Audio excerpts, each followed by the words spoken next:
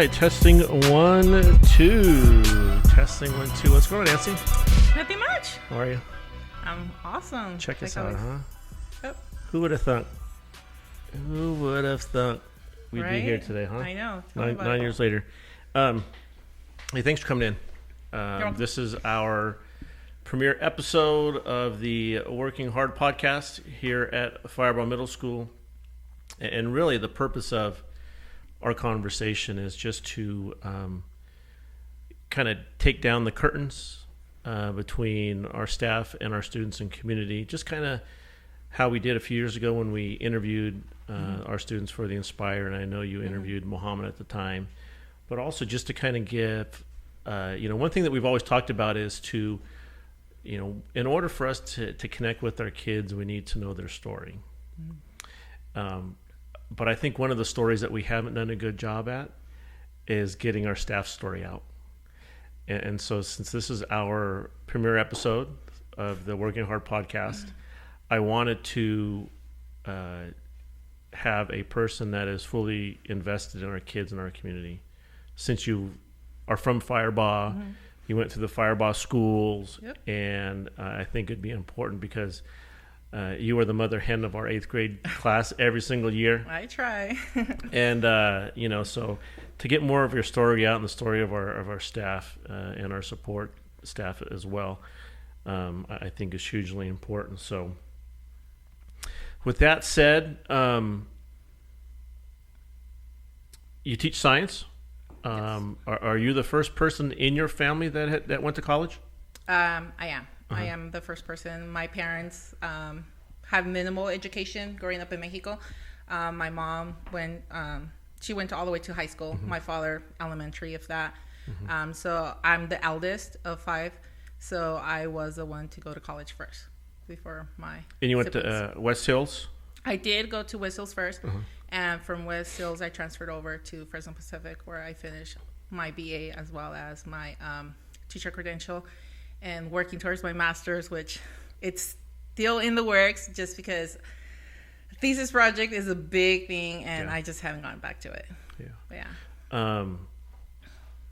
Prior to getting education, I know that you worked hard on trying to make ends meet for you and your family. For sure. And I know you had shared with me in the pre-interview that you worked in the tomato fields. How did that work help you get a better understanding of the kids that you work with every day? Well, both my parents have worked in the fields all their life. If it wasn't for the cancer, my dad will probably still be in the fields right now. My mom still works in the fields at this time. She works in the garlic, she works in the onion, so she's still doing that. As far as I'm concerned, I worked in the garlic company. I also did sorting the tomatoes. So just knowing how hard my parents worked every day and then doing it myself as well, it just puts into perspective, just everything that's around you, as far as the people, what they have to go through, what they have to live through, and then knowing that if you don't continue with your education, that this is it for you. So I had kind of a glimpse of that at a point in my life where, okay, this is not going to be just it for me. I have to do more than just this. But it does bring that to perspective, because you do see the kids, and you do, when you have these conversations with them, it's like, oh, I'm just going to go work in the fields anyways. And it's like, no, you don't want that. And just speaking from my own, experiences, it's like, you don't want that. And I work night shifts. I work the night shifts as well as the day shifts. And so it's a hard job. It's very hard. Yeah. It's difficult, especially, if they think that you're not doing it right, or you need to do more of this, or you need to do more of that. And it's hard. And it's a struggle. It is. Yeah. And we know that many of our students' parents work out in the fields. And here you are trying to provide them an opportunity to better educate themselves, to be able to find themselves in a situation to better provide for their families, down the line. Growing up in Firebaugh, what was that one adult that it could be a teacher or administrator, because one of the things we always talk about here is establishing really quality relationships with our kids. Again, in order for us to do that, we need to know their story. Mm-hmm. But one thing that we talk about here, and we only have 3 expectations: be creative, have fun, but more importantly, be that teacher you want your kids to have. Mm-hmm. And but on the flip side of that, we know that sometimes our students struggle with their interactions with adults here on campus, whether they're support staff or our certificated teaching staff or administrators. What was an experience that you had growing through the ranks that you had with a teacher and administrator that you felt that you were treated unfairly? Let's see. I would have to say that from the get-go, when I was at Bailey, there's something that they really stressed during that time was you couldn't speak Spanish. Obviously, coming from parents that only speak Spanish, that's the only language I knew. So it's like, okay, you don't want me to speak Spanish, then what language do you want me to speak? I didn't know English. So I do recall being told many times, like, oh, just in Spanish. Obviously, you can't speak Spanish, but they're telling me in Spanish, so it made no sense. So that kind of like really, not that it hurt me, but I just wondered, like, why are I not able to communicate in my own language, and why do I have to learn this new language first, you know? And I do remember having extra classes. I do remember being pulled out of my classroom so I could be taught English in a separate room. I do remember all of that. I think that would be my first experience as far as like, okay, what's going on? And that was in kindergarten. And I do remember that very well. I think another experience that I had that I kind of felt like, okay, what's going on is just not having the opportunity to have teachers that were like me, I guess. I wasn't able, like here, you turn around and you could make so many connections with just like different teachers. But when I was here, the lack of Hispanic teachers was very apparent. And so it was sometimes hard to connect with other teachers, especially when, they didn't speak your language or they didn't want to connect with you, or, they just had other things in mind first, or maybe they saw you as a troublemaker, or just, whatever it may be. So I saw that as well, just going through the different sites. But there were some teachers that were very awesome, very nice, and I still remember them. One in 4th grade, Miss White. Because of her, I have like the love of California as well as like the Native Americans and Native nations. When I was in high school, I went to choir, which I know is unbelievable. But Mr. Pim really was an awesome choir teacher, and I do remember him, just like his little stories and things like that. He would make us laugh all the time. Mr. Castro, who's now at the FCSS, he was my geography teacher, which I totally believe that's something we need to bring back. But I mean, you have these teachers that when you go in your course, they do, they say something or they connect with you in a way that just gives you a different perspective of like your surroundings themselves. And then you do feel like, okay, I do belong. I think the one that the hardest one for me was when I was not allowed back into our district. I think that one was kind of like, okay. And I think that one was very unjust just because, it's not something that I did per se. It's something that they thought happened. And now let's stop right there, because if you're saying that you weren't allowed back, that means you went somewhere for a reason. Right. And I know that you were removed from the comprehensive school setting in high school. Yes, I was. So what happened? During my 7th grade summer year, that's when my parents decided that we're going to live in Mendota.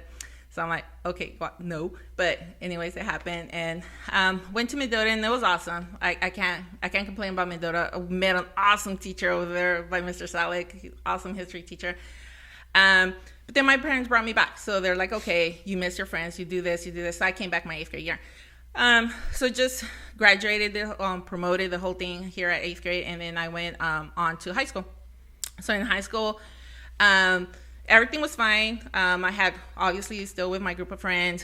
There was an incident during one of the lunches where my friend had discussion with another person, and things just didn't go the right way. And wherever she's at, I'm at. So where I'm at, she's at. So they just kind of pulled us up all together. And at that time, I was staying with her. So it just kind of made sense. So we got called into the office. We were asked what occurred. We told nothing happened. It escalated to a certain degree. That's pretty much all that happened.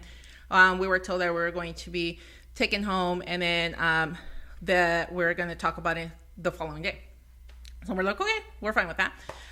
So then we left home, and then when we got home, her mom was like, oh, we need to pick up her brother because we were going to go grocery shopping.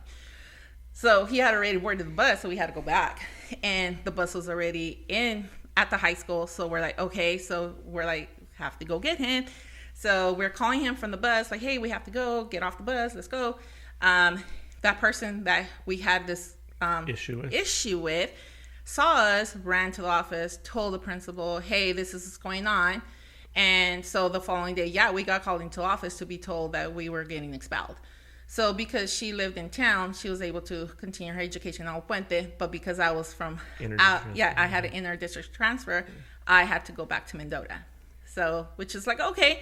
So I went to Mendota, and I actually was in Mendota for 2 weeks at our at the continuation school, which was fine. And then after that, I was transferred over to Tranquility High, and I was probably there for a couple of months before other things happened at home, and I left home, and I left town. And so from there, it's my life like totally changed. I mean, that one split decision, leaving school, and it kind of just like railroaded anything that had to do like what was currently going on in my life, and my life like changed within the night. Yeah. Now do you think like that experience back in high school and how you get that flashpoint that you had to make a life-changing decision? Right. Because in working with you and alongside you for these last 9 years, one of the things that we know for a fact is you're super connected with our highest risk kids. Oh yeah. Why is that? I don't know. I think because I see myself in them a lot. Yeah. Obviously, like when I was here, 6th grade was a breeze. I had all the awards. I had all the awards from kindergarten all the way to 6th grade. But then something happened my 7th grade year, and it's always 7th grade. I don't know why. But it just kind of started going downhill. I had the same friends, so we just got into other things. Once you're in high school, in junior high, it's like things change from elementary, and then just things progress in high school. And there's a lot of things that, we got away with, a lot of things that we didn't get away with. But, you learn from your mistakes and you go on. And that's something that I try to tell my kids, that it's okay, They come in to me as 8th graders, and I know their backstory, and they'll tell me like, oh, I know you heard, and I know this, and I know, and I'm like, you know what, that's fine. You're coming into my class in clean slate. So whatever it is that you did in the past, okay, hopefully you learn from it, but let's go, and you're mine now, and we're gonna make sure that doesn't happen again. And so I just see a lot of myself within them, and I just want to make sure that at least what I've gone through, they don't have to go through. Just like what I tell my children. It's like, I don't want you to go through the same things that I had to go through. I'd rather go through them before you go through them. And it's the same thing with my students, because they're like my kids. I just don't want you to be in that predicament. And I'm letting you know from experience that could happen. Kind of one thing that stands out is, I know we've had this conversation before, is there aren't bad kids, but like any kids make bad decisions. Yes. And adults do too. Absolutely. We learn from we learn from our mistakes every single day. We do something and we're like, maybe not. Maybe I should do this instead. Okay, our kids are the same way. Yeah. And we have to understand that. Just one bad decision that they make is not that's it. That's their life. No, it's like, okay, let's learn from that. What happened? Okay, now how can we improve this? How can we make that better? How can we not do that again? Mm-hmm. And those are the conversations I have on the daily with these kids. Because you experience that going through the educational system, exactly. Good, bad, or ugly. Yeah, exactly. And in life too. Yeah. Life is I think the biggest goal we have.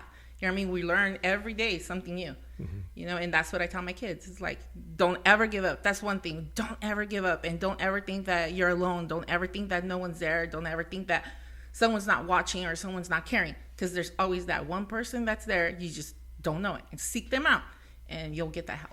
Yeah, and I think that's one thing that we have tried each and every year is making sure that when we hire staff, whether it's support staff or our instructional staff, we're hiring a person who can best meet the needs of our kids inside and outside the classroom. And we've been very fortunate. Our staff right now is, even though it is distance learning, it's not the best situation that we have right now, but, you guys have done an amazing job. But more importantly, I was just talking to Mr. Rossetti, who we're going to interview next week.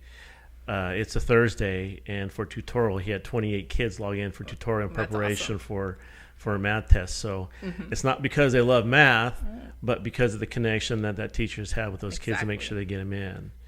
Yeah. So before we wrap things up, first off, thanks for being our first guest, guinea pig, our first guest here at the Working Hard podcast. But now let's finish this conversation strong. Okay. Because our slogan is work hard and finish strong here at the middle school. What inspires you to come to work each and every day? Okay, there's a couple things. Every day when I wake up, I know, and it's harder now, like, to actually visualize this because my kids are not in my classroom. But every day when I wake up, first thing that comes into my mind is my kids, which, are all my students, all my 8th graders, and even the ones that I've had before, because, they still contact me. They still care. They still chat and everything else. So that's the first for me, is always like, okay, what's going on with my kids, and making sure that my kids are good to go. That's really what makes me, like, get up every morning. Okay, I have to be there for my kids, because if I'm not there, then who's going to be there for them? Mm-hmm. The people we work with. If not us, then who? Exactly. And the people we work with, it's so awesome just coming to work, just because, I get to see, like, all, like, my friends, really. Like, this is just like a home away from home. Mm-hmm. And if you go into my room, it's like practically my home, because I have everything in there now. It's including my children, which is pretty cool. But just being able to be in an environment that loves kids, that are here for the right reason, being with the right people, makes that so much easier. The office staff is awesome. Like, everybody here is like my friend. I just love coming here just because of what we have going on.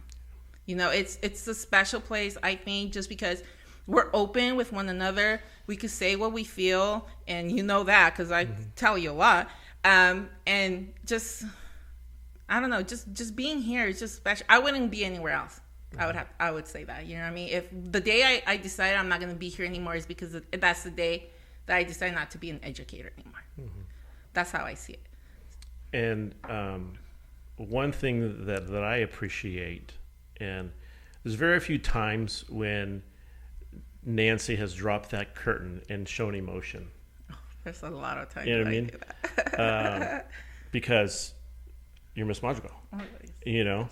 But when we did the Inspire conversations, and I'm a baby when it comes to things like this. Because this is who you are. You don't teach science, you teach kids. Yeah. And our kids are super fortunate to have you, but more importantly, to have that support mechanisms that so many of our kids need, especially at times like now. Mm-hmm. Because they're so disconnected. And so what can we do to try to maintain that connectedness with our kids? And so know how much we appreciate you. And again, everything we do here is with purpose. It is. And one of the reasons why I wanted to interview you first is just because I know the impact that you've had on so many kids over the years, because this is like your 16th year or something like that? 16th year. Yeah. Yes. So, and to get your story out on what has made you who you are, and what drives you to be, the best person inside and outside the classroom for our kids here in Firebaugh. And like I said, our kids couldn't be more fortunate, especially, like I said, our at-risk kids. I mean, coming from an expelled student. There's some of my babies right there. You know some of their challenges because you've gone through it. And I've shared my story with a lot of them. And I think when we drop our guards like that with our students, they open up a lot more. And they tell us, like, hey, this is going on. How can you help me out with this? Yeah. And it's just like mind blowing how much like respect, how much they feel, and just like how much you mean to them once you let your guard down. Yeah. You know what I mean? And I've had that experience with several of my students.